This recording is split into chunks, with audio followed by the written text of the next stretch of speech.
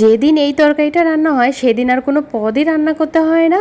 তো প্রথমেই আমি এখানে কড়াই গরম করে সরিষার তেল দিয়েছি, আর কয়েকটা চিংড়ি মাছ হলুদ লবণ মাখিয়ে রেখেছিলাম সেই মাছগুলোকে ভালো করে একটু উল্টে পাল্টে এই তেলের ভিতরেই ভেজে নেব। অবশ্যই সরিষার তেল দিয়ে রান্নাটা করতে হবে, তাহলে কিন্তু খেতে দারুণ লাগবে।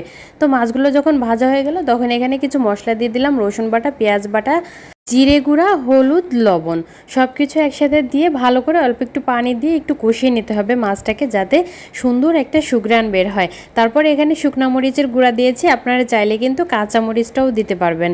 তো ভালো করে একটু কষিয়ে নিয়েছি। যখন ওরকম উপরে তেল উঠে আসবে তখনই বুঝতে হবে যে কষানো হয়ে গেছে, আর মাছগুলো দিয়ে সুন্দর একটা গন্ধ বের হবে। তো এখন এখানে ঝোলের পানি দিয়ে দিলাম। ঝোলের পানিটা দিয়ে যখন একটু হালকা গরম হয়ে আসবে তখন এখানে কচুর লতিগুলো দিয়ে দিব। আমি কচুর লতিটা আগের থেকে একটু হালকা ভাপ দিয়ে রেখেছিলাম। তো দিয়ে এখন একটু ভালো করে নাড়াচাড়া করে দিয়ে একটু ফুটতে দিতে হবে, আর এই অবস্থায় চুলার আঁচটা কিন্তু একটু বাড়িয়ে দিতে হবে। তা না হলে কিন্তু এই যে কচুর লতির যে সবুজ একটা কালার, এই কালারটা কিন্তু নষ্ট হয়ে যায় যদি আপনি নিবু নিবু জালে এই লতিটা রান্না করেন। তো এই যে বলক চলে আসছে, আর এই ঝোলটা আমি একটু হালকা শুকিয়ে নেব, খুব বেশি শুকাবো না। ঝোলটা একটু হালকা গামাখা গামাখা রাখলে কিন্তু বেশ ভালো লাগে। আবার অনেকেই কিন্তু একটু পোড়া পোড়া লতি খেতে পছন্দ করে, তারা কিন্তু অবশ্যই একটু পোড়া পোড়া ভাব করে নেবেন, সেটা খেতেও কিন্তু ভালো লাগে।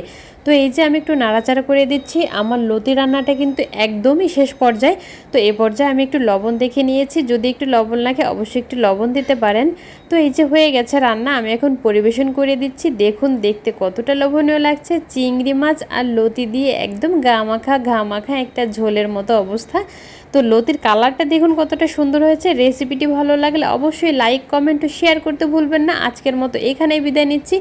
সবাই ভালো থাকবেন আর আমাদের জন্য দোয়া রাখবেন, আর সুন্দর সুন্দর রেসিপি দেখার জন্য